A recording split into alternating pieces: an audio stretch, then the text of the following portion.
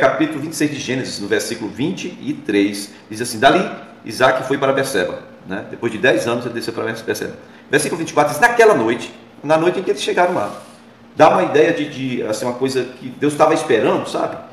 Na noite em que ele chegou lá, isso é no ano 1757 a.C.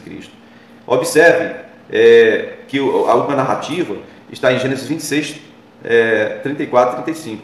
Agora nós estamos em Gênesis, né, 26, versículo 23, ou seja, nós estamos voltando por causa da questão de ordem cronológica. Queridos, Deus esperou 10 anos para falar com Isaac. O segundo encontro de Deus com Isaac, né, quando ele desce para Berseba. Berseba é o lugar da promessa, o lugar onde Abraão colocou a sua morada. Queridos, eu dei uma reflexão aqui para vocês hoje. É que não basta estar perto do lugar da promessa, tem que estar exatamente no lugar da promessa. Aqui como eu mostrei para vocês, ó, tá vendo esses poços? Ó, olha aí. De Gerar até Berseba só tem 26 quilômetros. Olha aqui onde está Reobote. Reobote e Berseba. Tá vendo? 1, 2, 3, 4, 5. Tá vendo os últimos? De Gerar até Berseba são 26 quilômetros. Reobote estava encostadinho, mas parece que Deus estava só esperando ele chegar no local exato da promessa. Muitas vezes pessoas ficam a vida inteira bem pertinho da promessa, bem pertinho do lugar da promessa, mas não chega no lugar, e aí Deus também fica esperando.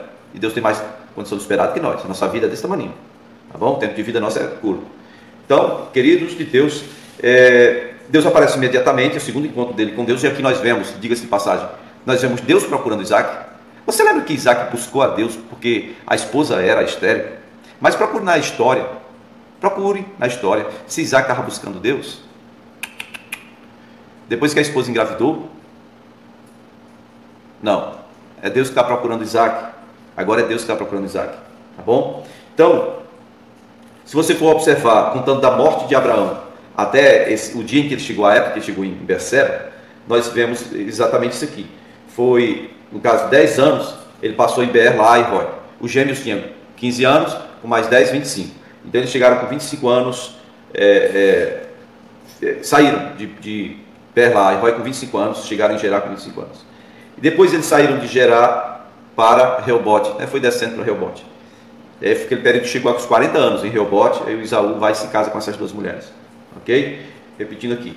Passaram mais 10 anos em Reobote. Isaú vai para 50 anos e fazendo coisa de criança, né? Coisa de quem não tem entendimento nenhum de Deus, sabe? Veja bem, são 35 anos após a morte de Abraão e o desmantelo já está feito, está nítido, o negócio está feito. Queridos, como pode consertar um negócio desse? Primogênito está desse jeito, primogênito. Não tem como dar seguimento.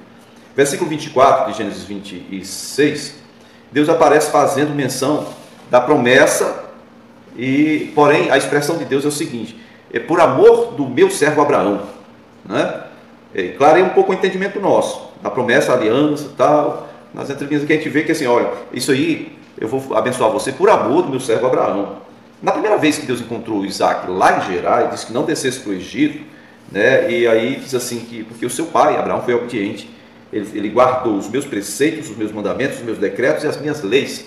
É por isso. Então Deus está sempre fazendo referência a Abraão. E Isaac agora vive a realidade da promessa, porém ele não vive a profundidade da aliança, que é o pessoal. Ele não tem essa profundidade que Abraão tinha, e ele nem está aí não, está buscando não. Agora, nesse segundo encontro de Deus com ele resolve fazer um altar. E aqui ele está com 110 anos. Pode um negócio desse?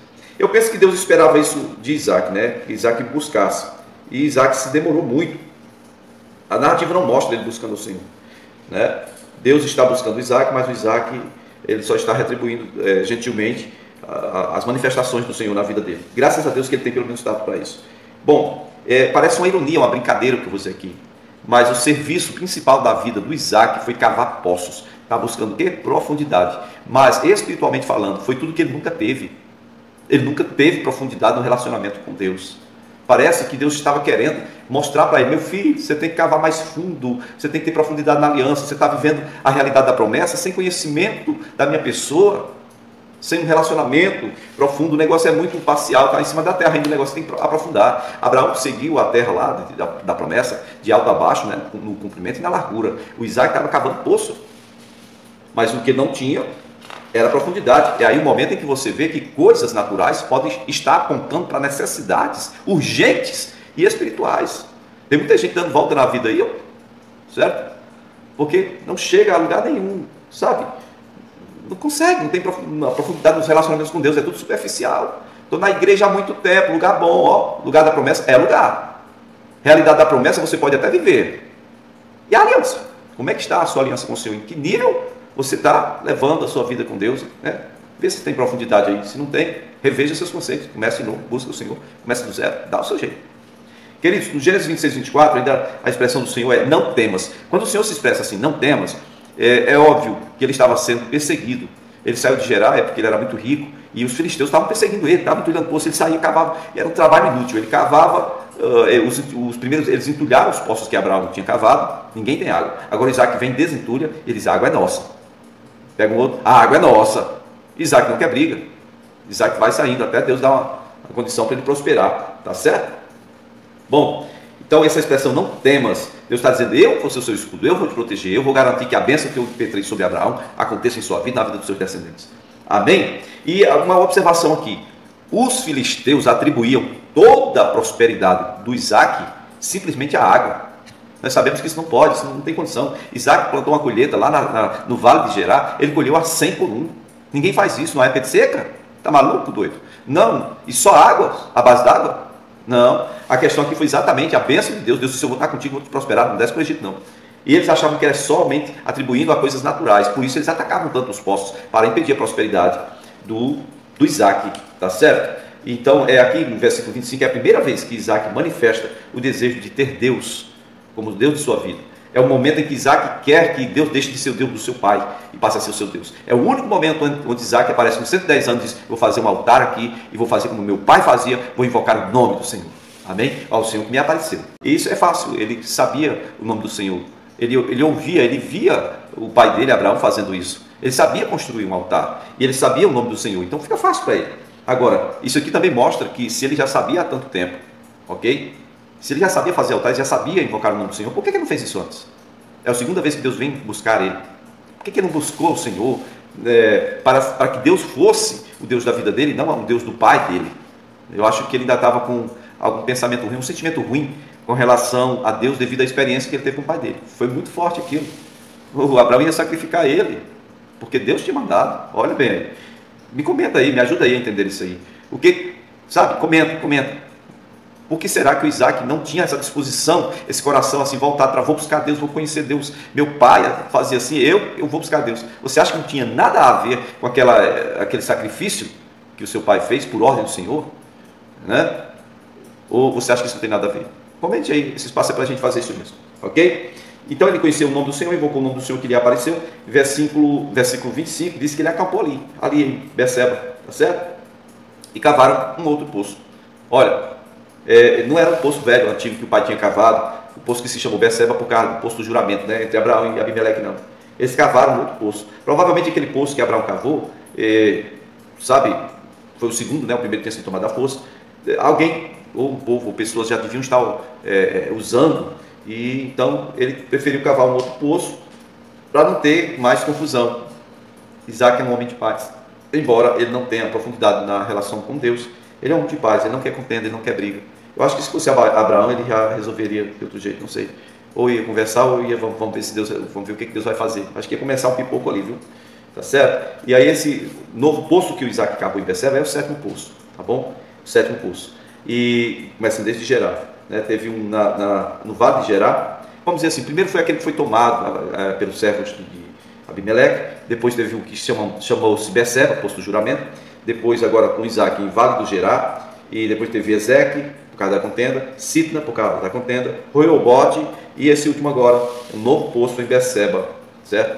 Um novo poço, primeiro altar, tudo na mesmíssima época. Abraão, com 110 anos, agora vai morar em Berseba, ok? Gênesis 25, versículo 17 e 18, nós estamos agora no ano 1744 a.C., 13 anos depois que eles chegaram e passaram a residir em Berseba, né? Depois de expulsos lá de Gerar, 13 anos depois, o Ismael morreu.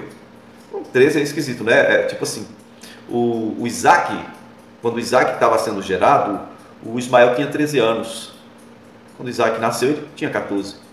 Ok? Quando Deus entregou a promessa para Abraão, dizendo, olha, você vai ter um filho que vai ser gerado por tua mulher, né? E o filho esse Isaac começou a ser gerado, o Ismael tinha 13 anos. Mas, só para você comentar comigo aí, se você percebeu isso. Eu percebi aqui um negócio assim. Agora Isaac, depois de muito rodar, foi para Beerlai Roi, foi para Gerar, aí teve aquele problema dos poços. Agora ele chega em Beceba, é o lugar da promessa. Deus aparece para ele, conversa, diz, olha, a promessa vai continuar através de você, não temas, eu vou te proteger, vou te abençoar, blá, blá, blá, né? E agora, 13 anos residindo ali em Beceba, quando completa 13 anos de residência em Beceba, morre o Ismael. Só que lá em deserto de Parã, lá onde eles estavam morando. Mas morre exatamente no 13º ano em que o Isaac está morando em Beceba. Parece coincidência? Ou não? O que é isso? Não? Então, versículo Gênesis 25, versículo 17 e 18. Morreu Ismael, morreu com 137 anos. Então Isaac está aqui com 113 anos. E os gêmeos do Isaac, né, o Jacó e o Esaú, cada um com 63 anos. E diga-se de passagem, Jacó ainda está solteiro, neguinho, viu? Esaú já está com 23 anos de casado, com duas, né, desse jeito.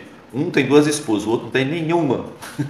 Comenta aí sobre esse negócio engraçado. Bom, Esaú e Jacó com 63 anos, Jacó solteirão, Rebeca com 93, e todos vivendo num ambiente familiar, cada um na sua tenda, é claro, né? Onde? Beceba. E versículo 17 diz que capítulo 25, versículo 17, diz que o Ismael morreu e se juntou aos seus, foi reunido aos seus antepassados. Okay? Esses antepassados aqui dá uma ideia de que o corpo dele foi sepultado junto com o povo da parentela dele. Se houve isso, querido, foi a parentela por parte de mãe. A mãe dele era egípcia, né? Reunido aos seus, dá a entender que ele foi sepultado junto com os antigos, né?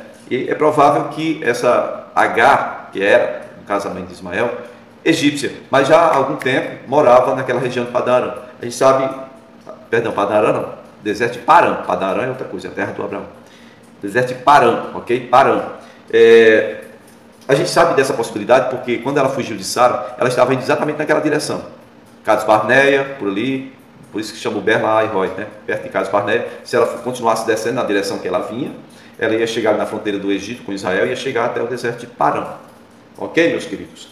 É provável que os ascendentes do Ismael, por parte de mãe, tenham vivido naquela região. Certo? Ok? Versículo 18 diz que os descendentes do Ismael se estabeleceram na parte sul da Jordânia, ok? Na Arábia Saudita, sul da Jordânia, Arábia Saudita, que aí aparece da terra de Avilá até sul, né? Fronteira sul-leste com Israel e Egito, tá certo? Diz assim, como quem vai para a cidade de Assur, ok? E termina dizendo a história que os descendentes de Ismael, eles viveram hostis e contra todos os seus irmãos, como previu a palavra do Senhor. E nós temos mais um mapa para ilustrar mais ou menos o que diz aqui. Ó, aqui é essa fronteira que eu risquei aqui para você entender que aqui, ó, é Egito, para cá é Egito, para cá é Egito, para cima é Israel, ok? Para cima é Israel, ok? Então aqui, ó, terra do Edom, Parã, tá vendo aqui? Deserto de Parã. Isso aqui é a terra do Ismael, daqui de baixo até o deserto de Sur. Tá vendo esse nome? Deserto de Sur. Então eles habitaram aqui da Arábia Saudita, Parã até aqui, certo? Ok? É isto aí. Arábia Saudita até o deserto do Egito, deserto do Sul.